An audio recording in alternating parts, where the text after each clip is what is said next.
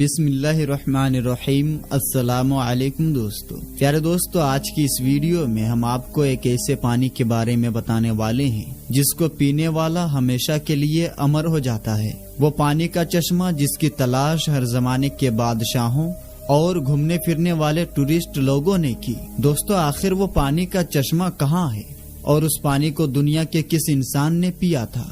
پرانے زمانے سے ہی ریسرچرز اور گھومنے پھرنے والے ٹورسٹ لوگوں کا یہ ماننا تھا کہ زمین کے کسی جگہ پر ایک ایسا چشمہ بھی موجود ہے جس کے پانی میں سبھی بیماریوں کو ٹھیک کرنے کے ساتھ ساتھ جسم کو امر بنانے کی طاقت موجود ہے۔ دنیا کے الگ الگ علاقوں میں آب حیات یعنی فاؤنٹین آف یوتھ نامی اس چشمے کا ذکر ملتا ہے۔ آب حیات کے معنی آب بقا یا وہ امرت جس کے بارے میں یہ خاصیت بیان کی جاتی ہے کہ جو اس پانی کو پیے گا یا اس میں نہا لے گا اسے کبھی موت نہ آئے گی اور وہ شخص ہمیشہ جوان اور زندہ رہے گا۔ آب حیات کو جھرنا یا کسی تالاب کی طرح سمجھا جاتا ہے۔ شروعات سے ہی دنیا میں کچھ ایسے لوگ رہے ہیں جو کافی امیر اور طاقتور تھے۔ ان لوگوں کو ہمیشہ ہی زندگی ختم ہو جانے کا یا بوڑھا ہونے کا ڈر رہتا تھا، اس لیے ایسے لوگوں نے پرانے زمانے میں اپنی بڑھتی ہوئی عمر کو روکنے اور اسے پیچھے لے جانے کے طریقوں کی کھوج کرنے کی کوشش کی، جن میں عہد وسطیٰ کے مشہور بادشاہ اور جنرل شامل ہیں۔ تاریخ میں آب حیات کا سب سے پہلا ذکر یونان کے پرانے مشہور اتہاس کے جاننے والے ہیروڈوٹس کی کتابوں میں ملتا ہے۔ ہیروڈوٹس نے اپنی کتاب ہسٹوریا میں افریقہ میں آباد ہوئے پرانے قبیلے کا ذکر کیا ہے جنہیں مائکروبین کہا جاتا تھا۔ یہ بہت ہی طاقتور، جوان، لمبے اور خوبصورت لوگ تھے جن کی عمر کم سے کم 120 سال ہوتی تھی۔ اس کے باوجود وہ جوان دکھتے تھے۔ ہیروڈوٹس کے مطابق مائکروبین سہارا ریگستان اور افریقہ کے اتری علاقوں میں آباد تھے۔ مائکروبین کی سرزمین میں ایک خاص قسم کا چشمہ بہتا تھا اور یہ چشمے کا پانی ہی ان لوگوں کی لمبی عمر کا راز تھا۔ ہیروڈوٹس نے لکھا ہے کہ یونان کا بادشاہ جب مائکروبین کی سرزمین میں پہنچا تو ان لوگوں نے بادشاہ کو وہ چشمہ دکھایا جس میں نہانے کے بعد بادشاہ کا جسم نہایت ہی چمکدار اور چکنا ہو گیا اور اس کے جسم سے خاص قسم کی خوشبو آنے لگی۔ اس چشمے کا پانی اتنا کمزور تھا کہ اس میں کوئی چیز تیر نہ سکتی تھی، نہ لکڑی اور نہ ہی کوئی ہلکی چیز۔ ہیروڈوٹس نے اپنی کتاب میں لکھا ہے کہ شاید مائکروبین کی لمبی عمر کی وجہ اس چشمے کی پانی کا لگاتار استعمال ہے۔ آب حیات کا ذکر اسلامی کتابوں میں بھی موجود ہے اور اس کے بارے میں کئی روایات نقل کی گئی ہیں، لہٰذا آب حیات اور ذوالقرنین کے بارے میں امام زین العابدین نے ایک لمبا قصہ بیان کیا ہے جس کے مطابق ذوالقرنین جو اللہ کے ایک نیک بندے اور بادشاہ تھے، فرشتوں میں سے ایک فرشتہ ان کا دوست تھا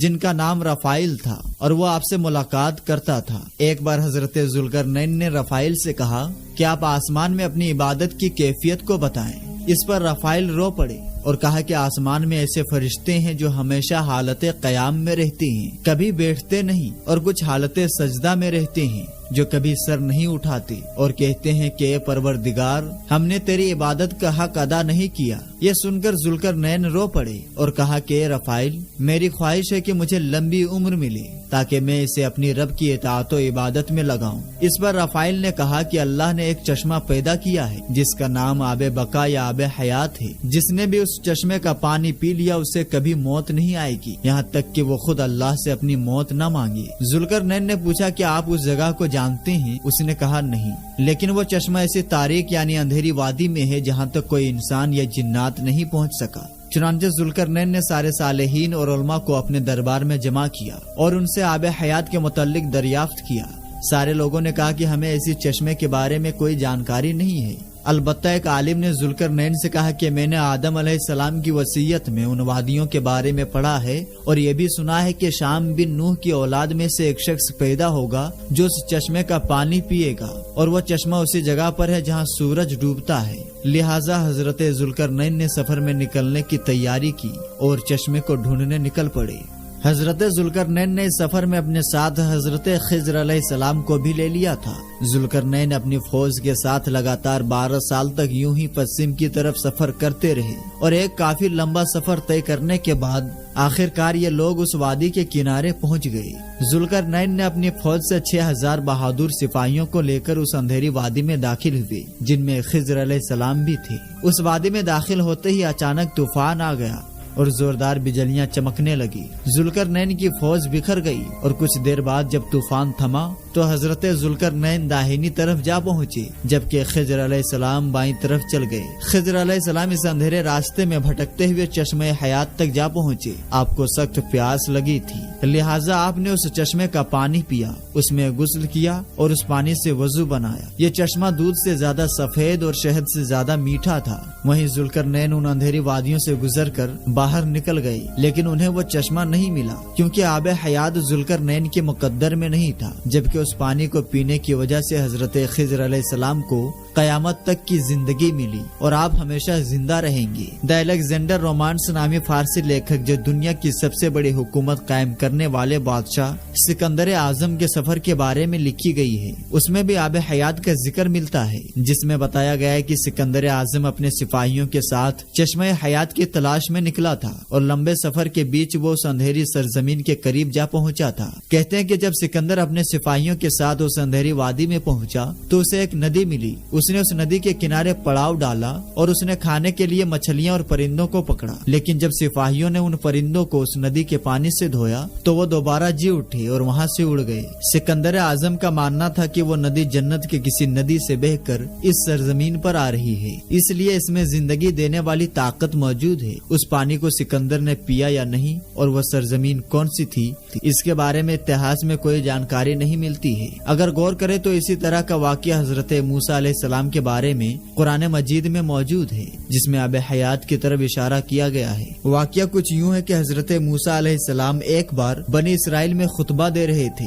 تو ایک شخص نے پوچھا کہ لوگوں میں سب سے زیادہ علم کس کے پاس ہے؟ تو حضرت موسیٰ علیہ السلام نے جواب دیا کہ میرے پاس۔ اس پر اللہ نے حضرت موسیٰ علیہ السلام کو پیغام بھیجا کہ آپ کو میرا ایک بندہ ملے گا جو دریاؤں کے ملنے کی جگہ پر موجود ہے، جسے میں نے اپنے علوم میں سے ایک علم عطا کی ہے جو آپ کے پاس نہیں ہے۔ موسیٰ علیہ السلام نے ان سے ملنے کی خواہش کی۔ اللہ نے حکم دیا کہ اپنے ساتھ ایک مردار مچھلی کو لیجئے اور 2 دریاؤں کے ملنے کی جگہ پر جائیے، اور جہاں وہ مچھلی گم ہو جائے وہیں آپ کی ملاقات اس بندے سے ہوگی۔ لہٰذا حضرت موسیٰ علیہ السلام نے اپنے ایک خادم کو ساتھ لیا اور مری ہوئی مچھلی کے اوپر نمک لگا کر تھیلی میں رکھا اور ساتھ لے کر سفر پر نکل پڑی۔ جب وہ چٹانی علاقوں میں پہنچے تو اس تھیلی کو ایک چٹان کے اوپر رکھا تو اچانک وہ مچھلی زندہ ہو گئی اور جھرنے کے ایک راستے کے ذریعے ندی میں چلی گئی۔ جس جگہ وہ مچھلی گم ہوئی اسی جگہ موسیٰ علیہ السلام کی ملاقات اس بندے سے ہوئی جن کا نام خضر علیہ السلام تھا۔ اب سوال یہ ہے کہ وہ مچھلی جو مردہ تھی وہ زندہ ہو کر اس دریا میں کیسے چلی گئی؟ لہٰذا امام ابن کثیر اور طبری جیسے جلیل القدر مفسرین کا قول ہے کہ جس چٹان پر موسیٰ علیہ السلام نے اس مچھلی کو رکھا تھا اس کے نیچے آب حیات کا چشمہ تھا اور اسی پانی کے چھینٹوں کے پڑنے کی وجہ سے مچھلی زندہ ہو گئی تھی۔ اسی طرح ایک لاطینی سیاح جان منڈیویل کی کتاب دا ٹریول سوس جان منڈیویل میں بھی چشمہ حیات کا ذکر ملتا ہے، جس کے مطابق ہندوستان کے دکشنی علاقوں میں موجود کولام یعنی مالابار کی کھاڑیوں میں بہت سارے پہاڑ ہیں اور اسی جگہ پر آب حیات کا وہ چشمہ موجود ہے۔ اپنی کتاب میں جان منڈیویل نے لکھا ہے کہ سفر کے دوران جب وہ کولام کے علاقوں میں پہنچے تو وہاں انہیں ایک ایسا کنواں ملا تھا جس میں الگ الگ مصالحوں کی خوشبو آتی تھی اور وہ خوشبو ہر گھنٹے بدل جاتی تھی۔ مقامی لوگوں کے مطابق اس کنویں کے پانی سے بیماریاں ٹھیک ہوتی تھی اور اس کا پانی پیتے رہنے سے انسان بہت لمبے وقت تک جوان بنا رہتا تھا، جسے ویل آف یوتھ کہا جاتا تھا۔ 11ویں صدی میں آب حیات کی کہانیاں پھر سے تب مشہور ہوئی جب سال 1165 عیسوی میں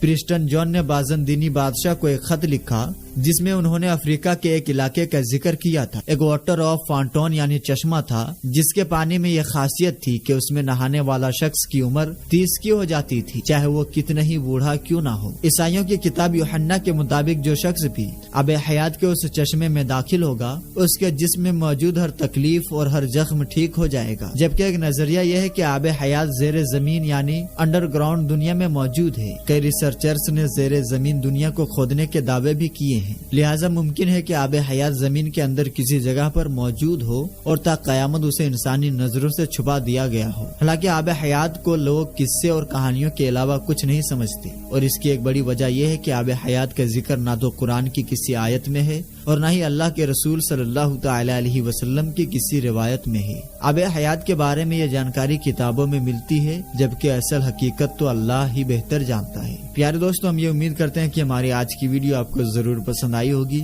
ویڈیو پسند آنے کی صورت میں ویڈیو کو لائک کر دیں اور زیادہ سے زیادہ شیئر کر دیں۔ پھر ملاقات ہوگی انشاءاللہ تبارک و تعالی کسی نئی اور اچھی ویڈیو کے ساتھ۔ تب تک کے لیے آپ اپنا اور اپنوں کا بہت ہی زیادہ خیال رکھیں۔ السلام علیکم، اللہ حافظ۔